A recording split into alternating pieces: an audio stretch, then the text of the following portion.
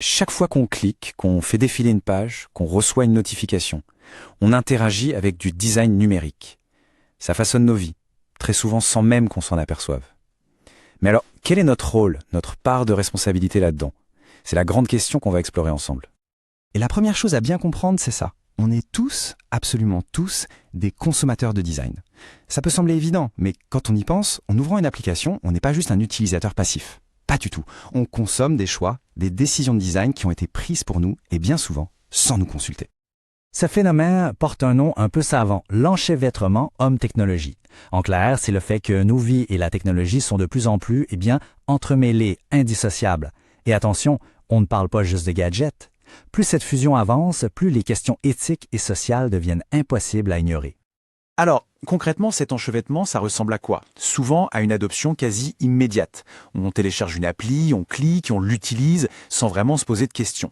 Mais derrière cette facilité se cachent parfois de vraies tensions et même des inégalités. C'est ça qu'on doit aller creuser.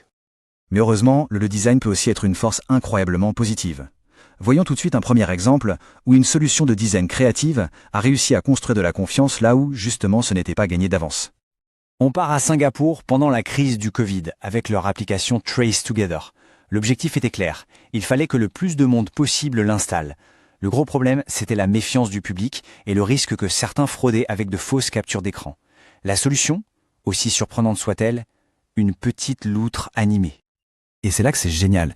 La loutre qui nage, ce n'était pas juste un gadget mignon. Pas du tout. C'était une véritable fonctionnalité de sécurité. Pourquoi?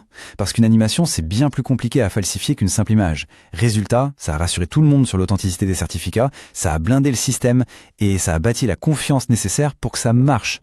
Bon, ça, c'était le bon exemple. Mais qu'est-ce qui arrive quand le design, même avec les meilleures intentions du monde, se retourne contre ses utilisateurs? C'est ce qu'on peut appeler le péril des bonnes intentions. Pour comprendre ce qui va suivre, il faut parler du nudging. En français, on dit coup de pouce. C'est une technique de design hyper puissante qui nous guide subtilement vers certains choix sans jamais rien nous imposer. Et ça, c'est utilisé partout, par les gouvernements comme par les entreprises. Et là, le contraste est saisissant. L'intention de la banque était bonne. Aider les gens à épargner sans effort. Sauf que dans la réalité, pour les clients les plus précaires, notamment les personnes noires et latinos, ça a été une catastrophe. Ça a causé des découvertes bancaires à répétition. Le design a tout simplement ignoré leur réalité et a fait du mal en voulant faire du bien. Alors, si on prend ces deux histoires, la loutre et la banque, on arrive à une conclusion fondamentale. La responsabilité du designer a changé. Aujourd'hui, ça ne suffit plus de simplement résoudre un problème. Il faut obligatoirement penser à l'éthique et à l'impact social de son travail. Ça nous oblige à changer complètement d'approche. On passe d'un design centré sur la solution à un design centré sur l'humain. Et les questions à se poser ne sont plus les mêmes. Est-ce que ce produit risque de manipuler les gens? Est-ce qu'il respecte leur dignité? Est-ce qu'on a inclus les futurs utilisateurs dans sa création? L'idée, c'est que l'utilisateur ne soit plus une cible, mais un vrai partenaire.